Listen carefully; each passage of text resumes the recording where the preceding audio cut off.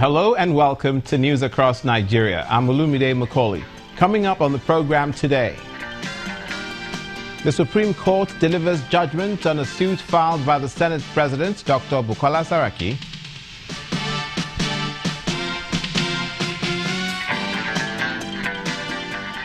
Kano State government to reconstruct Dala Community Health Care Center.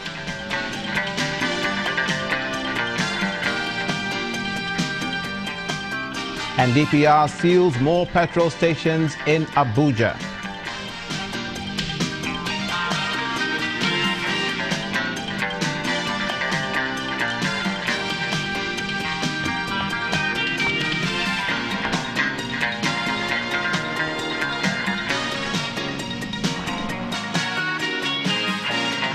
And those sanctions are coming from the Department of Petroleum Resources at a time where one thought that compliance was beginning to be observed by petrol stations across the country. But we'll get to that story a little later on in the program. Thank you so much for joining us.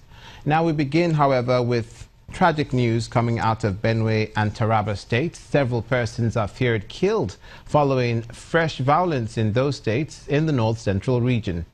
The attacks, which reportedly started in Taraba State, reportedly spread to Akanya and Nenchi villages in Okun local government area, Benue State, leaving 10 persons dead. The chairman of the council confirmed the attack to Channels Television, adding that the details of the incident are still sketchy. Another village in Wukari local government area, Taraba State, was allegedly the first to come under attack on Wednesday evening, resulting in the death of over 20 persons, including a soldier. It was gathered that more casualties might have been recorded, as some of the villagers are said to still be missing. Meanwhile, our correspondent in Benue State has it that armed herdsmen have also attacked Agwo community in Makurdi, the Benue State capital, today. The attacks are coming barely days after with the withdrawal of troops of Operation Cat Race deployed to the region to stop the attacks in the first place by alleged herdsmen on the communities in the area. The Supreme Court has fixed July the 6th, 2018 for judgment in the appeal filed by the Senate President, Dr. Bukola Saraki, challenging the decision of the Court of Appeal, which directed that he should face trial on 3 of the 18-count charges brought against him by the EFCC. The court adjourned the suit after hearing the appeal and cross-appeal filed by the parties in the case.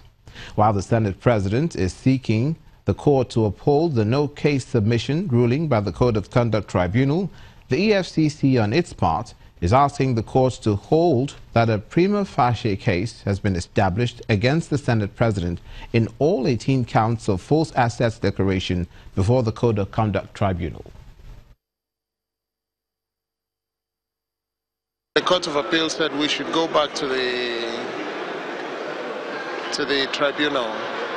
We're asking the Supreme Court to reverse that decision and hold that there was no sufficient proof that requires us to put in our defense.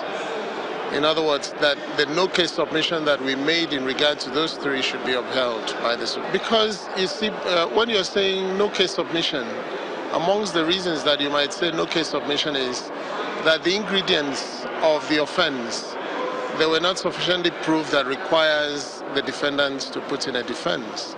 So that was the basis that we asked the Supreme Court to uphold that our no-case submission, which the tribunal had upheld earlier. The Court of Appeal allow 4 count or 3 count or so, and can 4 to 6. So as a result of that, we appeal against the other counts that were not allowed by the Court of Appeal, and they appeal against those 3 counts that were allowed by the Court of Appeal. So that's the basis for us. It's just for the Supreme Court to decide whether the Court of Appeal is right or wrong. A report by Amnesty International reveals that there's been a spike in the number of death sentences in Nigeria, with over 2,000 inmates currently on death row, making it the highest in sub-Saharan Africa. In its 2017 Global Review of the Death Penalty published today, the International Rights Group states that the trend in Nigeria is contrary to that in other sub-Saharan countries, which it says have recorded significant decreases in death sentences. 20 countries in sub-Saharan Africa are said to have abolished the death penalty for all crimes, with more governments in the region taking steps to reduce and repeal it. In the words of International Rights Group, Amnesty International, the progress in sub-Saharan Africa reinforced its position as a beacon of hope for abolition. The leadership of countries in this region gives fresh hope that the abolition of the ultimate cruel, inhumane and degrading punishment is within reach. Unfortunately, some states in Nigeria continue to expand the scope of death sentences. End of quote. Amnesty International says it's high time that the rest of the world follows the lead of 20 sub-Saharan African countries and consign death penalty to the history books. The 2018 National and State Assembly Service Commissions Conference is currently holding in Port Harcourt, Rivers State, with the National Assembly Service Commission calling on states that are yet to set up their assembly commissions to do so without delay to enhance efficiency in the legislative business.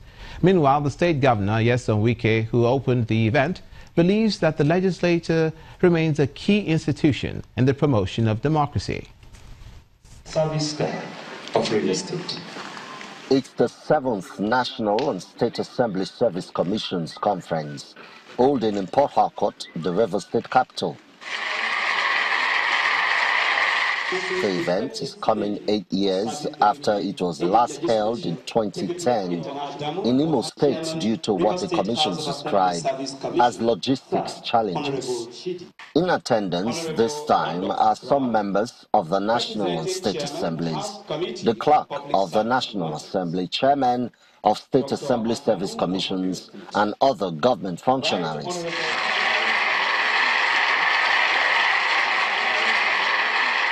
In spite of the benefits of the State Assembly Service Commission, the growth and development of the legislature, many states in the country are yet to establish their commissions. I therefore appeal to all states in the country to put in place all necessary machinery for establishing the State Assembly Service Commission. I please applaud him as he makes his way to the podium.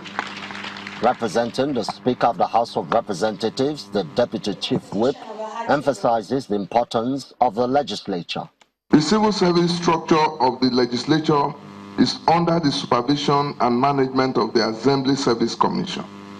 As an indispensable partner in service delivery by the legislature, must be given necessary encouragement and conducive environment to operate without undue interference, but under clear rules, policies, and regulations. For the state governor, an independent legislature is required for a functional democracy. The assembly or legislature at all levels of our social configuration plays an important role in the life of our people and the nation. Apart from the making of laws, it is a further and almost exclusive responsibility of the assembly to also provide financial appropriations and exercise oversight and supervision of executive decisions and actions. Deliberations at this 3-day conference are expected to address issues and ways to enhance effective service delivery in the legislature. Emmanuel Iri, Channels Television News.